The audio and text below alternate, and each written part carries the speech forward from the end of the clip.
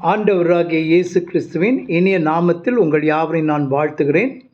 இந்நாளிலும் மே மாதத்திற்கான செய்தியை உங்களோடு பகிர்ந்து கொள்ள கடவுள் கொடுக்கிற இந்த வாய்ப்புக்காக ஆண்டவருக்கு நன்றி சொல்கிறேன். இந்த மாதத்தின் செய்திக்கான தலைப்பு, உன் கைகளின் பிரயாசத்தை நீ சாப்பிடுவாய். You will eat the fruit of your labour.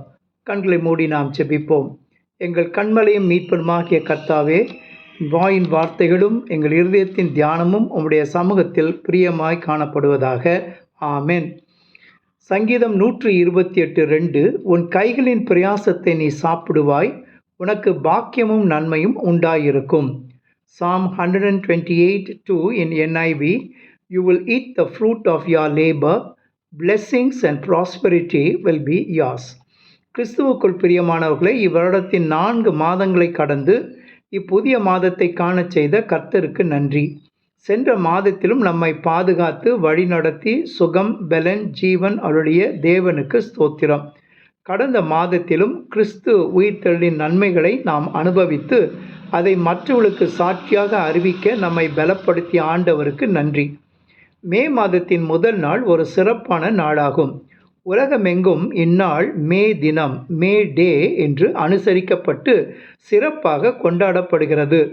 இந்த நாள் அகில உலக அல்லது சர்வதேச தொழிலாளர் தினம், இன்டர்நேஷ்னல் லேபர் டே என்றும் அழைக்கப்படுகிறது. உலகமெங்குமுள்ள தொழிலாளர்களின் உரிமைகளை நினைவு கூறவும் மற்றும் அவர்களின் உழைப்பு, தியாகத்தை போற்றும் வகையில் கொண்டாடப்படும் ஒரு முக்கிய நாளாகும். நியாயமான ஊதியம், சிறந்த வேலை நிலைகள் மற்றும் தொழிலாளர்களின் உரிமைகளுக்காக போராடிய வரலாற்று நிகழ்வுகளை நினைவு கூறும் நாளாகும். நம் நாட்டில் முதன்முறையாக 1923ஆம் ஆண்டு மே தினம் கொண்டாடப்பட்டது. எனவே இச்சிறப்பான நாளிலும் பலவிதமான தொழில் மற்றும் வியாபாரம் செய்கிற அனைவருக்கும் மே தின வாழ்த்துக்களை தெரிவித்துக் கொள்வதில் மகிழ்ச்சி அடைகிறேன். இம்மாதத்திலும் மே தின சிறப்பு செய்தியாக, உன் கைகளின் பிரயாசத்தை நீ சாப்பிடுவாய், you will eat the fruit of your labour என்கிற செய்தியை உங்களோடு பகிர்ந்து கொள்ள விரும்புகிறேன். வேலை என்பது கடவுள் நமக்கு அருளும் ஈவு. எனவே அவர் அருளுகிற வேலையை நாம் சிறப்பாக செய்து நம் கைகளின் பிரயாசத்தை நான் சாப்பிடும்படி செய்ய நம்மை தேவ ஆவியினால் நிறைத்து வேண்டிய ஞானம், ஆற்றல், பலன் இவற்றையும் அருளுகிறார். யாத்ராகமம் 35ஆம் அதிகாரம் 30 முதல் 35 வரை உள்ள வசனங்களில் பெசலெயேல் மற்றும் அகோலியாப் என்ற இருவரையும் அழைத்து அப்படிப்பட்ட ஆசீர்வாதங்களினால் அவர்களை நிறைத்ததால் அவர்கள் சிறப்பான வேலைகளை செய்தார்கள் என்று படிக்கிறோம். பிரசங்கி 3:13 சகல பிரயாசத்தின் பலனையும் அனுபவிப்பது தேவனுடைய அனுக்கிரகம் என்று படிக்கிறோம். எனவே பிரியமானவர்களை, இந்நாளிலும் கர்த்தர் நமக்கு கிருபையா அருளுகிற வேலையை நாம் சிறப்பாக செய்து நம் கைகளின் பிரயாசத்தை சாப்பிடும் ஆசீர்வாதத்தை அனுபவிப்பது எவ்வாறு சாத்தியமாகும் என்பதை குறித்ததான சில வழிமுறைகளை உங்களோடு பகிர்ந்து கொள்ள விரும்புகிறேன். அது நமக்கு ஆசீர்வாதமாக இருப்பதாக. முதலாவதாக, கர்த்தருக்கு பயந்து நடத்தல். சங்கீதம் 128:1-2, கர்த்தருக்கு பயந்து நடக்கிறவன் எவனோ அவன் பாக்கியவான், உன் கைகளின் பிரயாசத்தை நீ சாப்பிடுவாய் என்று 2வது வசனத்தில் படிக்கிறோம். எனவே நம் கைகளின் பிரயாசத்தை சாப்பிடும் ஆசீர்வாதத்தை பெற்றுக்கொள்ள நம் வாழ்க்கையில் கர்த்தருக்கு பயந்து நடக்க வேண்டும். கர்த்தருக்கு பயந்து நடப்பது என்றால் என்ன? நீதிமொழிகள் 8:13 தீமையை வெறுப்பதே கர்த்தருக்கு பயப்படும் பயம் என்று படிக்கிறோம். தீமையை, அதாவது பெருமை, அகந்தை, தீய வழி, புரட்டுவாய் இவற்றை வெறுத்து பாவத்திற்கு விலகி கடவுளை பிரியப்படுத்துவதே உண்மையான தேவ பயம். கர்த்தருக்கு பயப்படும் பயம் என்பது கடவுளை தண்டிப்பவராக நினைத்து அஞ்சுவதல்ல, மாறாக அவருடைய பரிசுத்தம், வல்லமை மற்றும் அதிகாரத்தை கண்டுகொள்ளும் ஆழ்ந்த மரியாதை, பயபக்தியுடன் கூடிய ஆராதனை. தேவ பயம் இல்லாதவன் கர்த்தரை கனவீனப்படுத்தி அவரை அசட்டை பண்ணுகிறான். இது பொல்லாப்பும் கசப்பான காரியமாகும். எரேமியா 2:19. கர்த்தருக்கு பயந்து கொள்ளுதலை தெரிந்து கொள்ளாதவர்கள் தங்கள் கைகளின் பலனை புசிப்பதற்கு பதிலாக தங்கள் வழியின் பலனை புசிப்பார்கள், தங்கள் யோசனைகளினால் திருப்தி அடைவார்கள். நீதிமொழிகள் 1:29-31. இரண்டாவது வழிமுறை கடின உழைப்பு. நேர்மையான கடின உழைப்பை கர்த்தர் ஆசீர்வதிப்பதால் அந்த உழைப்பின் பலனை, அதாவது கைகளின் பிரயாசத்தை நாம் மகிழ்வோடு உண்ணும்படி கர்த்தர் வாய்க்கச் செய்வார் என்பது உண்மையே. இது தேவனால் தரப்படும் பாக்கியம் மற்றும் நன்மையாகும். கடின உழைப்பு அல்லது வேலை செய்யாவிட்டால் நம் கைகளின் பிரயாசத்தை நாம் சாப்பிட முடியாது. 2 தெசலோனிக்கேயர் 3:10 ஒருவன் வேலை செய்ய மனதில்லாதிருந்தால் அவன் சாப்பிடவும் கூடாதென்று நாங்கள் உங்களிடத்தில் இருந்தபோது உங்களுக்கு கட்டளையிட்டோமே என்று அப்போஸ்தலன் பவுல் கூறுகிறார். எனவே 2 தெசலோனிக்கேயர் 3:12 வேலை செய்து தங்கள் சொந்த சாப்பாட்டை சாப்பிட வேண்டும் என்று கூறுகிறார். கடின உழைப்பு நம் கைகளின் பிரயாசத்தை அனுபவிக்கும் ஆசீர்வாதத்தை அருளும். நம் வேலையில் சுறுசுறுப்பில்லாமலும் கடின உழைப்பு செய்யாமலும் அசதியாய் சோம்பற்காரராய் இருப்போமானால் அழிம்பனுக்கு சகோதரராய் இருப்போம். கைகளின் பிரயாசத்தை சாப்பிட முடியாமல் பட்டினியாய் இருப்போம், ஏழைகளாய் இருப்போம். நீதிமொழிகள் 10:4 சோம்பர் கையால் வேலை செய்கிறவன் ஏழையாவான், சுறுசுறுப்புடன் கையோ செல்வத்தை உண்டாக்கும். நீதிமொழிகள் 10:5 கோடை காலத்தில் சேர்க்கிறவன் புத்தியுள்ள மகன், அறுப்பு காலத்தில் தூங்குகிறவனோ லட்சியை உண்டாக்குகிற மகன். நீதிமொழிகள் 19:15 சோம்பல் தூங்கி விழ பண்ணும், அசதியானவன் பட்டினியாயிருப்பான். எனவே மேற்கண்ட வசனங்களில் நாம் கைகளின் பிரயாசத்தை சாப்பிட கடின உழைப்பு தேவை என்பதை அறிந்து கொள்ள முடியும். மூன்றாவது வழிமுறை கர்த்தருடைய வழியில் நடத்தல். சங்கீதம் 128:1-2 அவர் வழிகளில் நடக்கிறவன் எவனோ, 2வது வசனத்தில் உன் கைகளின் பிரயாசத்தை நீ சாப்பிடுவாய் என்று படிக்கிறோம். கர்த்தருடைய வழியில் நடத்தல் என்பது வேதாகமத்தின் அடிப்படையில் கடவுளின் கட்டளைகளுக்கும் அவருடைய சித்தத்திற்கும் வார்த்தைகளுக்கும் கீழ்ப்படிந்து பரிசுத்தமுள்ள வாழ்க்கை வாழ்வதை குறிக்கும். அனுதின வாழ்வில் தேவனோடு நெருங்கிய உறவை வைத்துக் கொள்வதாகும். அவரில் நிலைத்திருத்தல் ஆகும். 1 யோவான் 2:6 நோவாவின் வாழ்க்கை ஒரு சிறந்த உதாரணமாகும். கடினமான சூழ்நிலை இருந்தபோதும் கர்த்தருடைய வார்த்தையை நம்பி அவருக்கு கீழ்ப்படிந்து நீதியும் உத்தமமும் நிறைந்த வாழ்க்கை. கர்த்தருடைய வழியில் மட்டுமல்ல, கர்த்தரோடு நடந்த அல்லது சஞ்சரித்த வாழ்க்கை.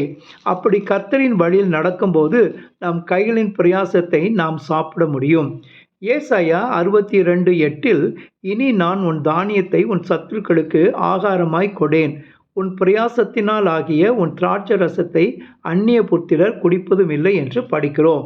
மாறாக கர்த்தரின் வழியில் நடக்காத ஒரு வாழ்க்கையாக இருக்குமானால் நம் கைகளின் பிரயாசத்தை நாம் சாப்பிட முடியாது. ஆகாய் 1:5-7 வரை உள்ள வசனங்களில் உங்கள் வழிகளை சிந்தித்து பாருங்கள். 6வது வசனத்தில் நீங்கள் திரளாய் விதைத்தும் கொஞ்சமாய் அறுத்து கொண்டு வருகிறீர்கள், நீங்கள் புசித்தும் திருப்தியாகவில்லை, குடித்தும் பரிபூர்ணம் அடையவில்லை. கூலியை சம்பாதிக்கிறவன் பொத்தலான பையிலே போடுகிறவனாய் அதை சம்பாதிக்கிறான். 4வது வழிமுறை கர்த்தருடைய கட்டளைகளுக்கு கீழ்ப்படிதல். கர்த்தருடைய கட்டளைகளுக்கு கீழ்ப்படிந்து நடக்கும்போது அவர் நம் கைகளின் பிரயாசத்தை ஆசீர்வதித்து அப்பிரயாசத்தின் பலனை நாம் சாப்பிடும்படி செய்வார். கர்த்தரின் கட்டளைகளுக்கு கீழ்ப்படிந்து நடக்கும்போது நம் கைகளின் வேலைகள் விருத்தி அடைந்து அப்பலனை நாம் அனுபவிக்க முடியும். ஒரு முழுமையான கீழ்ப்படிதல் தேவை. உபாகமம் 28ஆம் அதிகாரம் முதல் 14 வசனங்களில் கர்த்தருடைய கட்டளைகளுக்கு கீழ்ப்படுவதினால் நாம் பெற்றுக்கொள்கிற ஆசீர்வாதங்களை குறித்து படிக்கிறோம். வசனம் 4:11 நிலத்தின் கனியிலும், வசனம் 8 களஞ்சியங்களும் கையிடும் வேலையிலும் பரிபூர்ண நன்மை உண்டாகும் என்று படிக்கிறோம்.